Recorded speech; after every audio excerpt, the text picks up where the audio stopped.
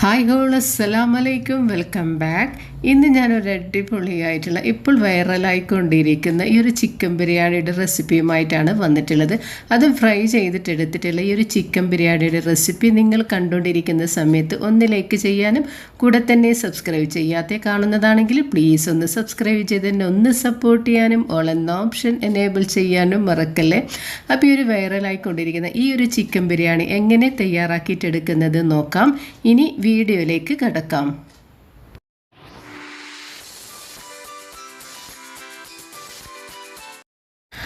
അപ്പോൾ ഈ ഒരു കോഴി പൊരിച്ചെടുത്തുള്ള ബിരിയാണി എങ്ങനെ തയ്യാറാക്കിയിട്ടെടുക്കുന്നത് നോക്കാം. അതിനുവേണ്ടി ഞാനിത് 1.5 കിലോഗ്രാമോളം ചിക്കനാണ് എടുത്തിട്ടുള്ളത്. അത് നന്നായി ക്ലീൻ ചെയ്ത് കഴുകി വെച്ചിട്ടുണ്ട്. ഇതേ രീതിയിൽ ഇതേ വലുപ്പത്തിലാണ് ഞാനിപ്പം ചിക്കന് കട്ട് ചെയ്തിട്ട് എടുത്തിട്ടുള്ളത്.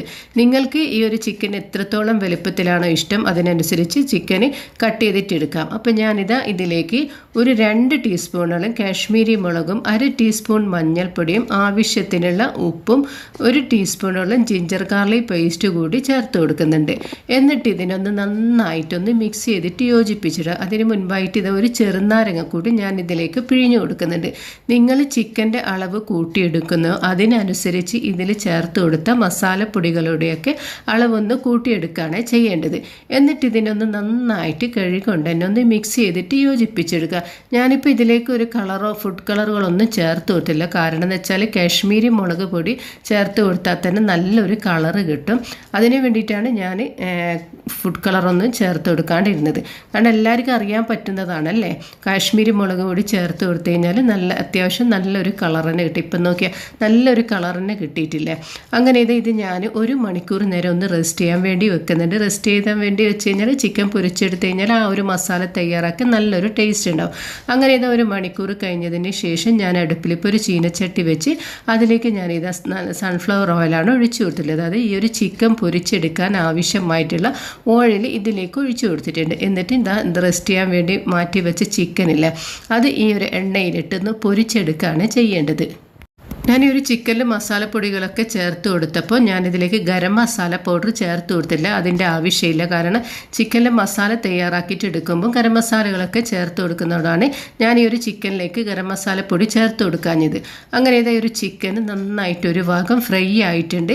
അതിനെ ഒന്ന് തിരിച്ചും മറിച്ചും ഇട്ട് കൊടുത്തതിന് ശേഷം ഇത് എണ്ണയിൽ നിന്ന് കോരി മാറ്റി വെച്ച് കൊടുക്കുകയാണ് ചെയ്യേണ്ടത്.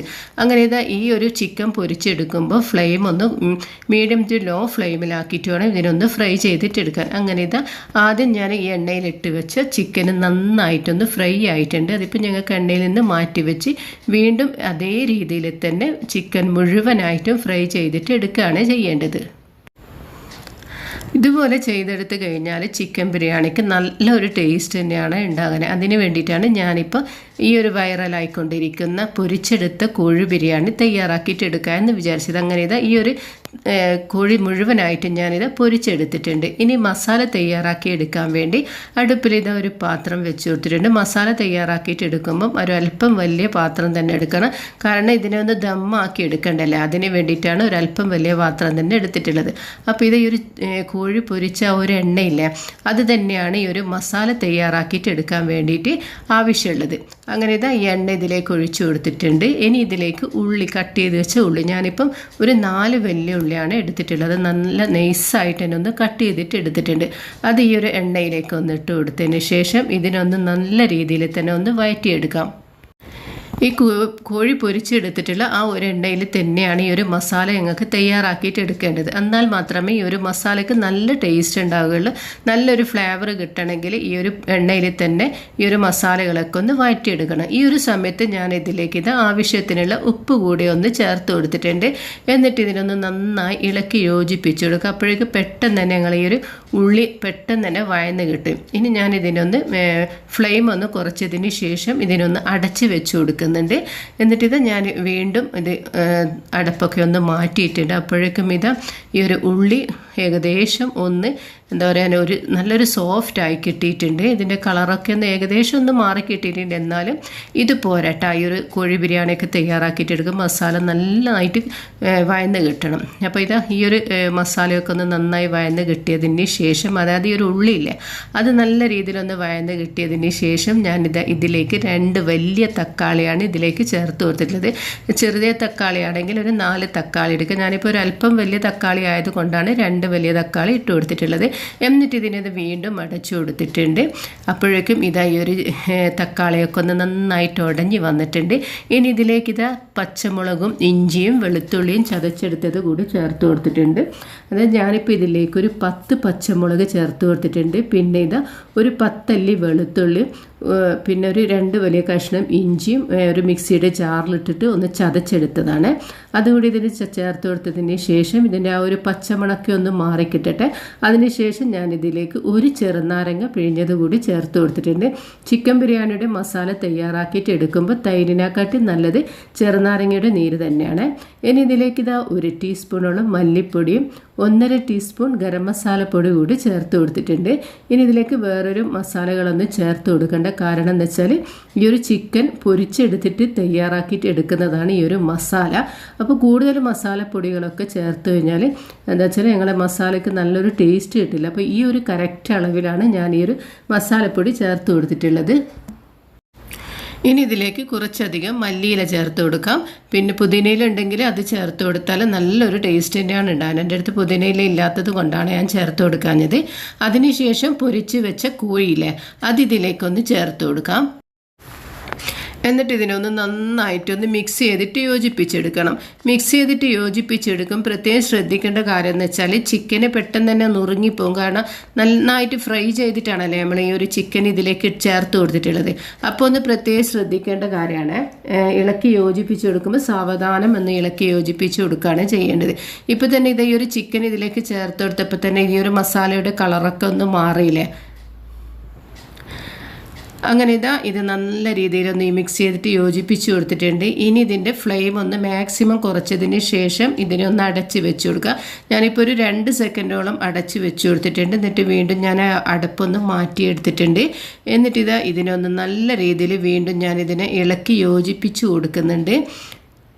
അങ്ങനെ ഈ ഒരു ചിക്കൻ ബിരിയാണിയുടെ, അതായത് കോഴി പൊരിച്ച ബിരിയാണിയുടെ മസാല ഇവിടെ റെഡി ആയിട്ടുണ്ട്. ഇനി റൈസ് ഒന്ന് തയ്യാറാക്കിയിട്ട് എടുക്കാം. അങ്ങനെ ഈ ഒരു അടപ്പ് ഞാൻ വീണ്ടും ഒന്ന് അടച്ച് വെച്ച് കൊടുത്തിട്ടുണ്ട്. അപ്പോൾ ഫ്ലെയിമൊക്കെ ഒന്ന് ഓഫ് ചെയ്ത് വെച്ച് കൊടുത്തിട്ടുണ്ട്. ഇനി റൈസ് തയ്യാറാക്കി എടുക്കാൻ വേണ്ടി അടുപ്പിലൊരു പാത്രം വെച്ച് കൊടുത്തിട്ടുണ്ട്. അതിലേക്ക് ഞാനിപ്പോൾ ഇതൊരു 2 ടേബിൾ സ്പൂണോളം സൺഫ്ലവർ ഓയിലാണ് ഒഴിച്ചു കൊടുത്തിട്ടുള്ളത്. പിന്നെ ഇതിലേക്ക് ഒരു 2 ടീസ്പൂണോളം ഗീ കൂടി ചേർത്ത് കൊടുക്കുന്നുണ്ട്.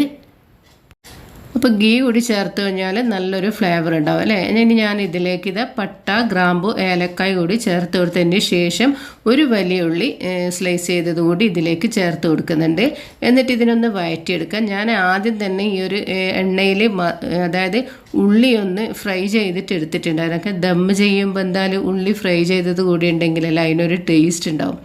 അപ്പോൾ അത് ആദ്യം ചെയ്തെടുത്തിട്ടുണ്ട്. ആ ഒരു വീഡിയോ ഞാൻ എടുത്തിട്ടില്ല. അങ്ങനെ മുൻപൊക്കെ എടുത്തത് കൊണ്ടാണ് അങ്ങനെ എടുക്കാതിരുന്നത്. പിന്നെ വെച്ചാൽ വീഡിയോ ലോങ് ആയിപ്പോയി ചെയ്യില്ലേ. അപ്പോൾ ഉള്ളിയൊക്കെ ഒന്ന് സോഫ്റ്റ് ആയതിന് ശേഷം ഇതിലേക്ക് വെള്ളം ഒഴിച്ച് കൊടുക്കാം. അപ്പോൾ ഞാനിത് ഒരു 3.5 കപ്പ് വെള്ളമാണ് ഒഴിച്ച് കൊടുത്തിട്ടുള്ളത്.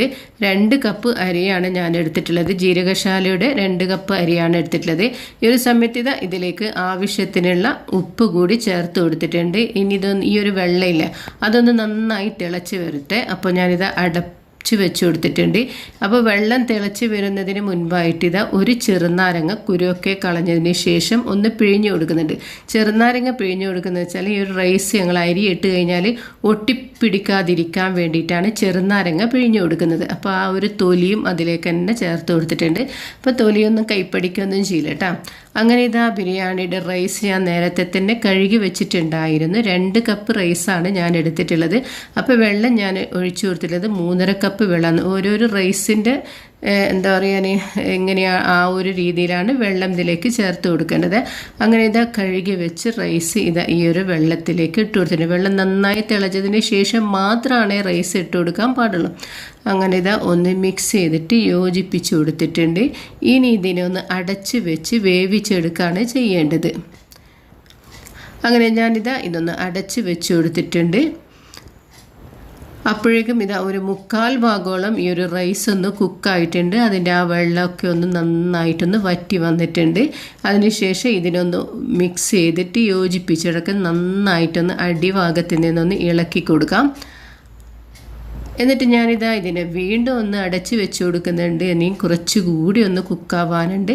മാഷാ അല്ലാഹ്, അങ്ങനെ ഇതാ ഈ ഒരു റൈസ് ഇവിടെ നല്ല രീതിയിൽ തന്നെ കുക്കായി കിട്ടിയിട്ടുണ്ട്. അപ്പോൾ ഞാൻ ഒന്നും കൂടി ഒന്ന് അടിഭാഗത്ത് നിന്ന് ഇളക്കി യോജിപ്പിച്ച് കൊടുക്കുന്നുണ്ട്.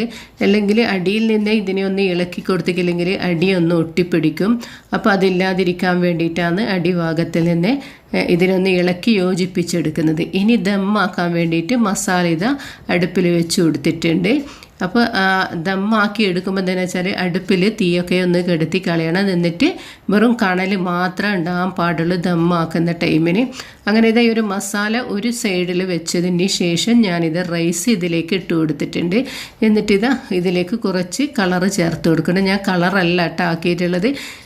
കുറച്ച് പാലെടുക്കുക, അതായത് ഒരു 2 ടേബിൾ സ്പൂൺ പാലിൻ്റെ അടുത്ത് ഒരു ചെറുനാരങ്ങ പിഴിഞ്ഞു കൊടുക്കാം. അതിലേക്ക് കുറച്ച് മഞ്ഞൾപ്പൊടിയാണ് ചേർത്ത് കൊടുത്തിട്ടുള്ളത്. അതാണ് ഞാൻ ദമ്മാക്കുമ്പോൾ ഈ ഒരു കളറിന് പകരം ചേർത്ത് കൊടുക്കുന്നത്.